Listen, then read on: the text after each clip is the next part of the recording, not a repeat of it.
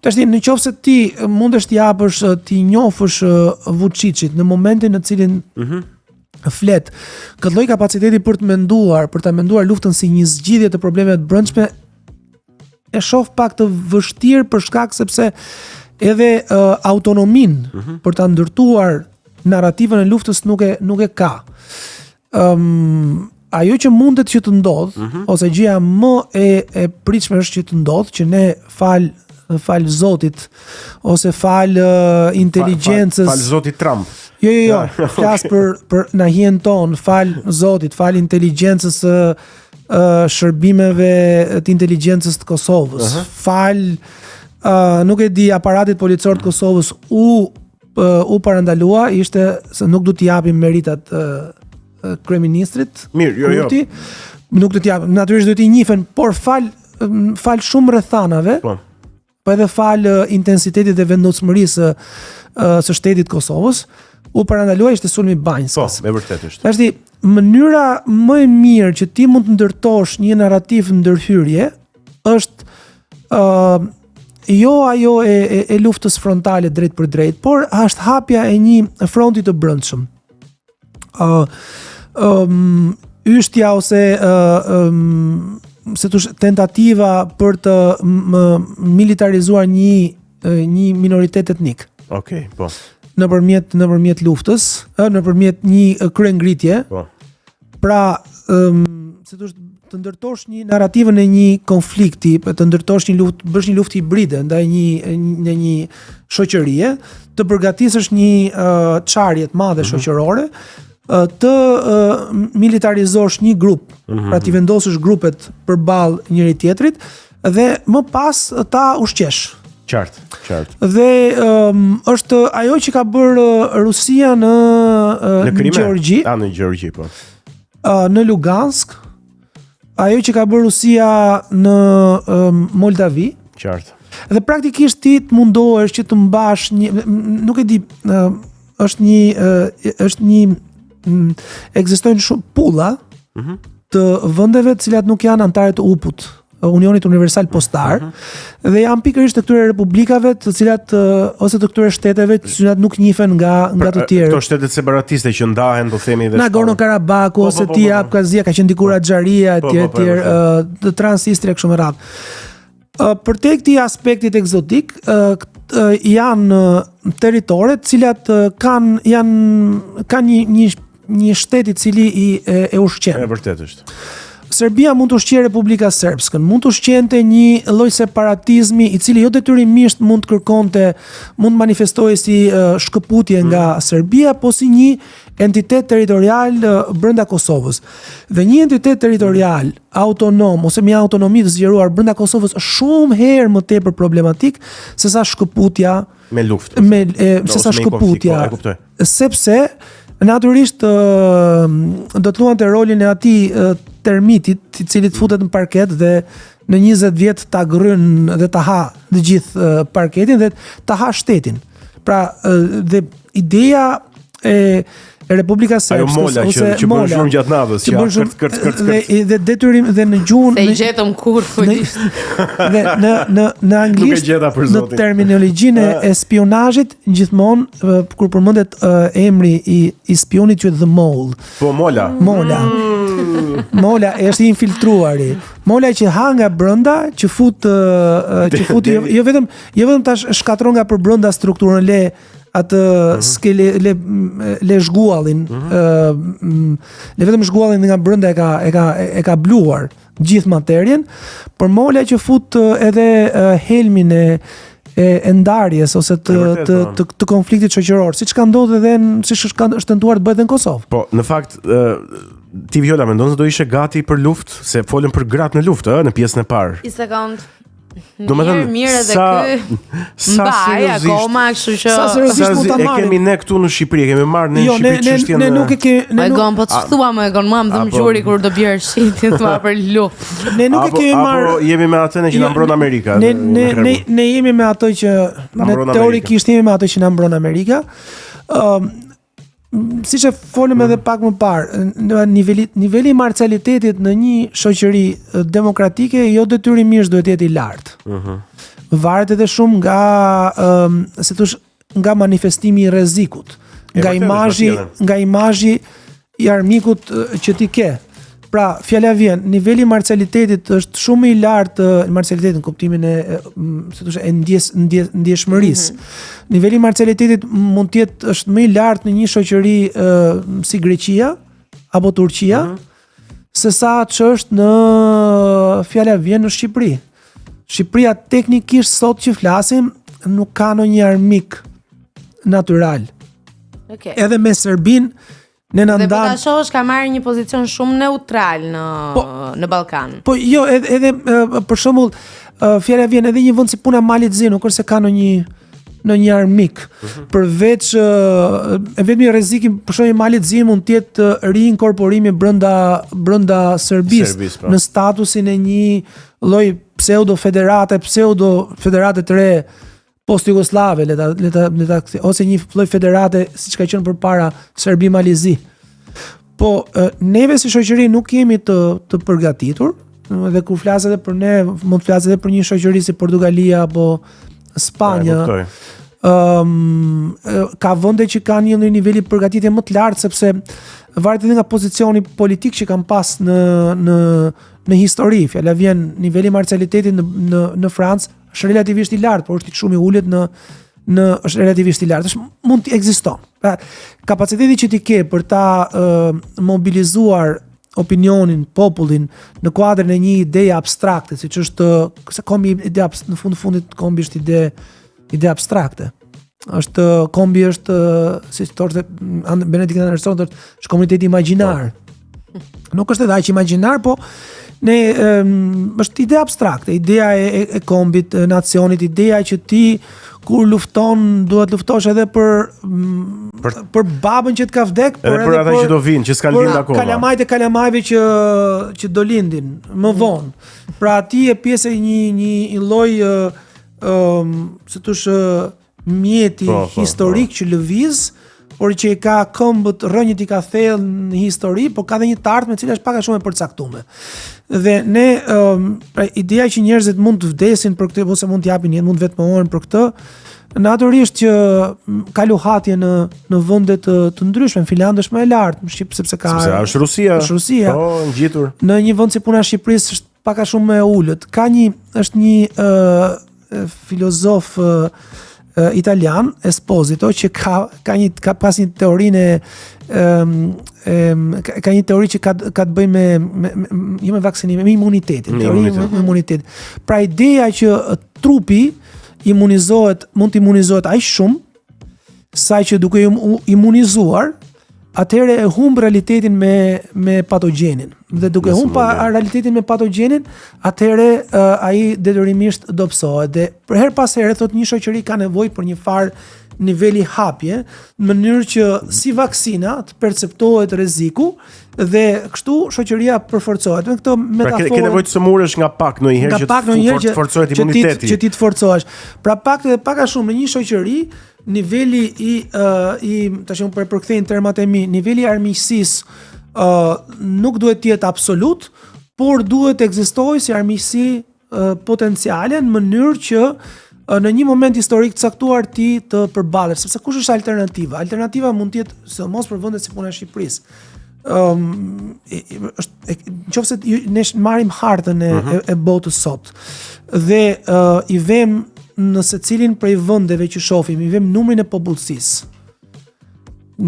Territoret e vendeve europiane janë insignifikante, sidomos me parcelizimin që ka pas Ballkani mas luftave të Jugosllavisë. Pra ti flet për vende që kanë nga 1 milion, 2 milion banor. Sa vende me 1 milion banor mund të ketë Azia? Edhe Singapori, që është një vend I vogël, ka 4-5 milion banor që vinë. Sa një lagje sipërfaqe. Sipërfaqe shumë e vogël, ka 4-5 edhe në Singapur, mbaj mend vitin 2016 që kam qenë për një vizitë në verë, më bënte përshtypje sasia e madhe e të rinjve të veshur me uniforma ushtarake. Një vend me që na përmende udhëtimet, se kemi folur vetëm për luftra, cila nga ato vende që ke vizituar, nëse do i rendisje tashmë, do bëje një top 5, një top 5, do t'i cilësoje më të veçantë. Top 5, unë kam një debules për Polonin. Është një nga vendet, unë kam jetu pak muaj, mund të them që kam jetu 4-5 muaj, kam qenë student Erasmus, po kam pasur mundësi ta vizitoj edhe disa herë dhe mendoj që në rast se si shqiptar do ta mendoja Shqipërinë, dash në nivelin e zhvillimit ekonomik, shoqëror, kompaktësisë popullsisë, sepse edhe këto janë gjëra që duhet i marrësh parasysh, në nivelin e shpirtit kombëtar, liturgjisë kombëtare etj. Për mua Polonia, për mua është ideale ti Polonia, fjala vjen. E projekton Shqipërinë. E projektoj Shqipërinë si edhe Polonia edhe është një vend në të cilin ti mund të shohësh ti e gjen Europën, e gjen ato që mendon. Jo Europën tamam, po mitel Europën qendrore. Sepse ne shqiptarët funksionojmë pak edhe me këto shenjusit perandorak. E gjen mitel Europën edhe në Poloni. Polonin mund ta vej si vendin e parë, të dytin Spanjën. Okej, caliente. Spanjën. Apo për arsye të tjera. Për arsye historike. Okay. Jo për arsye caliente. Jo, Spanjën e veriut edhe nga veriu e sipër nuk më pëlqen. Për mua Spanja e vërtet është Spanja është Andaluzia. E lidh këtë edhe me historinë, me traditën historike të këtyre vendeve. Në vend të tretë, nuk e di, në vend të tretë Greqinë. Greqia për mua është një nga është vendi më jo më autentik mesdhetar, por qofse do ta përkufizoja atë lehtësinë të jetuarit të mesdheut, do ta përkufizoja me Greqinë, jo fort me Italinë. As edhe me Spanjën deri diku, se mes Portugalisë dhe Greqisë aty jemi, po për mua bota mesdhetare jo autentike, po në kuptimin e lehtësisë së jetuarit edhe e ngrohtësisë për të jetuar mbetet Greqia, dhe gjithë Greqia, Peloponezi, Kreta. Okay. Këto janë por në Greqi kam vlerësuar shumë se është ishulli i Rodosit, dhe nëse ti do të shohësh një si thosh qytetin mesjetar autentik europian, siç mund ta imagjinosh me mure, bedena, është Rodosi.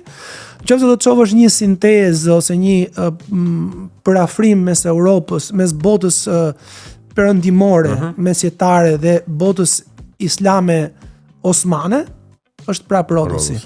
Ka një pazar shumë bukur, ka numrin më të madh xhamive që kanë pa në Greqi, dhe numri edhe xhamit që po restaurohen së fundmi, ka dhe varreze që muslimanët që nuk i parë. Sidomos në Lindos, që është në pjesën e Akropolit të Rodosit atje. Edhe pastaj këto janë vendet. Po në vend katërt? Jemi në vend të dytë tani. Jemi në të treti. Po, ishte Poloni, Spanjë, Greqi, e katërta mund të them Turqia.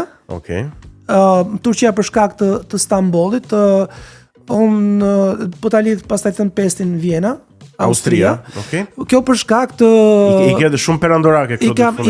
I kam jo për mua ajo që është Europa, që duhet jetë Europa e vërtet, për atë që unë perceptoj si trashëgimia europiane, është një lloj sinteze mes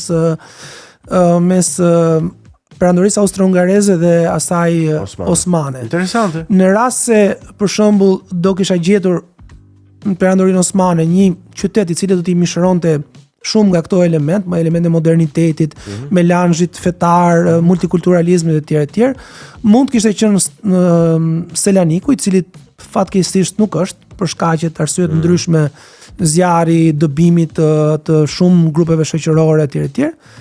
Pastaj vende të tjera kam parë goxha në Singapori. Okay. Për mua është shumë interesant. Kam qenë vjet në Japoni, po edhe për arsye të tjera nuk më la shumë, e thash vetëm vendi ku mund të kishte triumfuar çfarëdo lloj regjimi autoritar europian ose utopia autoritare, totalitare europiane mund të ndodhte vetëm në Japoni sepse është një shoqëri shumë e disiplinuar. Vendet tjera pastaj përgjithsisht në Evropë kam parë. Amerikën se fute fare. Jo, për mua unë jam eurofil, eurofil nga pjesa lindore. Mitel eurofil, po. Mitel eurofil. Je këtu te vendet e Vishegradit, e kuptova. Janë ke vendet e Vishegradit. Unë i lidh zakonisht në një shtet ti viziton përgjithsisht kryeqytetin. Por dhe ka shtete që janë më të vegjël se sa kryeqyteti. Një nga këto është Çekia. Çekia është më e vogël se sa Praga.